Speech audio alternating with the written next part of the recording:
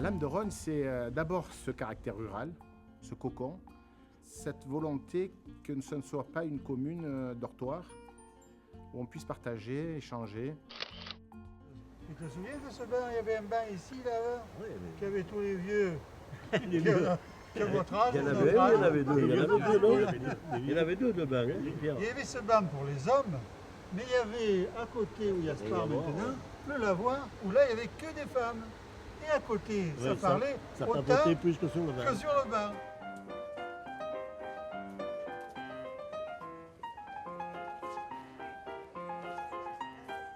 Il y avait 4 lieux de rencontre dans le village, la place de la Fontaine, le stade, la maison des jeunes, le cercle. Bon.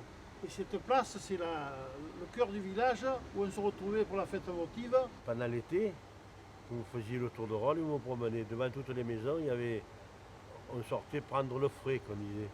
On mettait une chaise ou un banc et on parlait, on discutait.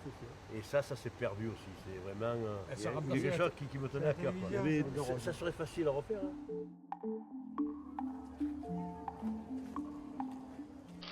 L'endroit que je préfère à Rognes, c'est la chapelle Saint-Denis parce qu'elle contient pierre de Rognes et que j'aime beaucoup les pierres de Rognes. L'endroit que je préfère à Rognes, c'est la fontaine. Le Foussa. Le chapelle Saint-Denis.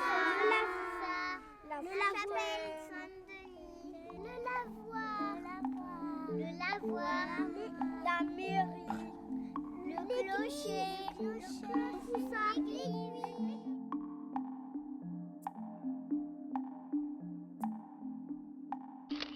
Si tu veux vraiment découvrir Voilà. ce que représente la commune, ben, tu viens sur le Foussa et sur 360 degrés, tu peux avoir des images autant partout, du village, autant des plaines dessous, des vignes, des champs d'oliviers, des carrières qui sont un peu plus loin.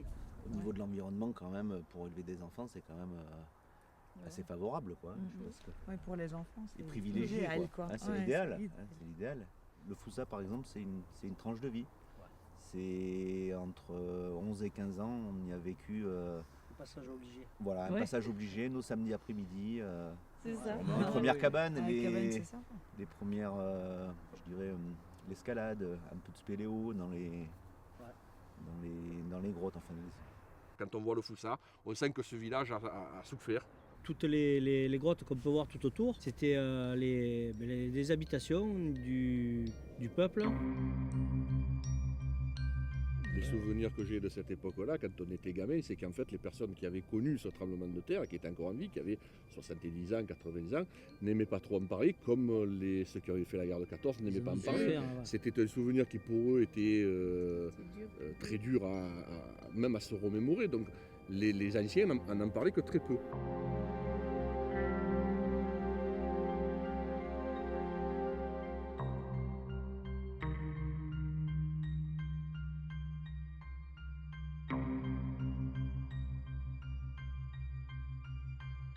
Et le jour exact? Le jour exact, c'est le 11 juin. 11 juin. Qui était un vendredi soir. Ça s'est passé un vendredi soir. 21h11. Les gens sont encore au travail, au champ. Ce qui fait qu'il n'y a eu que 14 victimes, notamment ton arrière-grand-mère. Elle portait le nom de Carlier, elle était originaire d'An Suisse.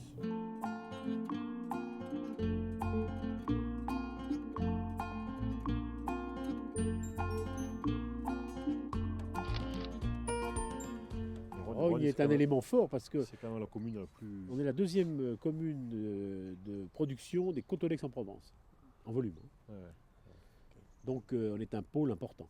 Parmi les souvenirs viticoles que j'ai, c'est quand même mes sorties de classe il y a 40 ans. Hein. La sortie d'école primaire avec ses queues au vendange, la queue des tracteurs dans la rue Fontvieille.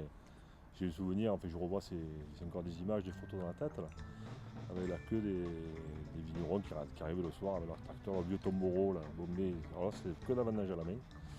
Avec le village qui parlait espagnol pendant un mois ou deux.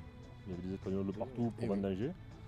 Et puis avec l'arrivée de la machine à vendanger, ça a disparu. Petit à petit, on n'a plus les Espagnols, les machines à vendanger. Il y a eu moins de convivialité quand même. Moi, je me rappelle des tracteurs, des odeurs, avec toutes les grappes de raisin parce que ça passait devant l'école et que la cave était au bout. Et que voilà, moi, c'est plus ça que ça me rappelle. Il y avait une odeur particulière dans le village. Le vin qui bout. Ouais, voilà, avec la cave, Tu avais l'odeur, l'arrêt le des marc. bus. L'arrêt du bus quand tu rentrais à l'école qui était à la cave. Qui était à la cave. Donc tu piquais un peu des grappes de Voilà, raisin, forcément. c'est ça. Et les ados, ils allaient aider à ramasser le vin pardon, le vin raisins. direct. Ouais, au week-end, on allait. Ramasser C'était rigolo parce que quand tu étais gamin, justement, pour mettre le plus dans les remorques, ils te foutaient pieds nus Et voilà, écraser. tu écrasais les raisins pour pouvoir en rajouter.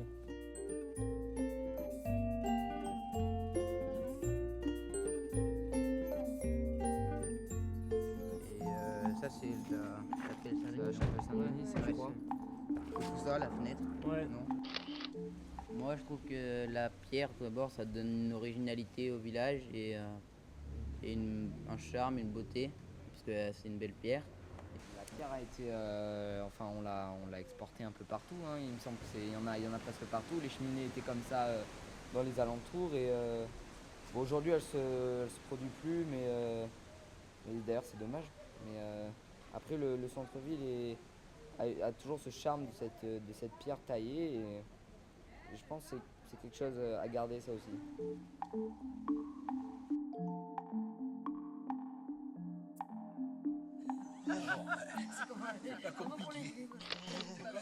C'est une pierre coquillée qui ressemble à la pierre du Gard.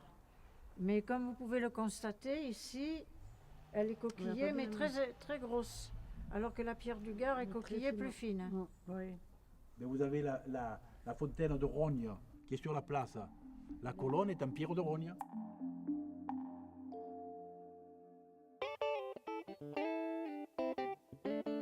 Rogne, ça a toujours été une place forte de la récolte de truffes. Et moi, j'ai jamais mangé que celle de Rogne, mais il paraît qu'elles ont un parfum particulier. Le marché à la truffe, n'est-ce pas, Régine? Ça encombre le village, hein? Un peu.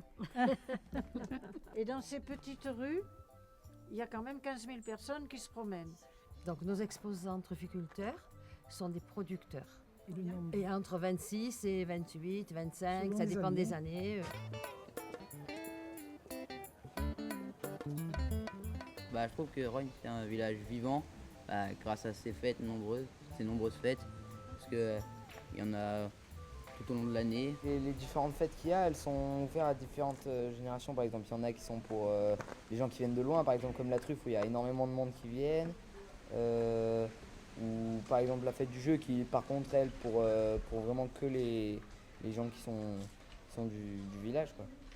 Même que le village a évolué, on connaît quand même toujours quelqu'un à qui parler, à qui échanger, à qui donner une nouvelle de sa famille, apprendre des nouvelles de sa propre famille, même malgré qu'il y ait de mixité de nouvelles populations, quoi.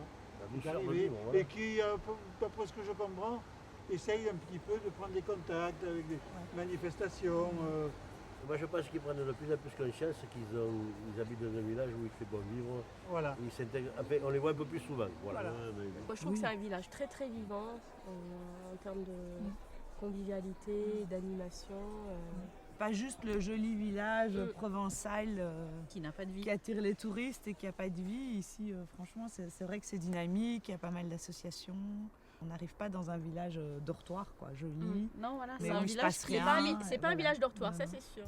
On vient chercher un cadre comme Et celui-là. donc pour l'instant, si on pouvait conserver cet état d'esprit, c'est-à-dire cette convivialité que tout le monde connaît, quoi, ça serait bien. Mm.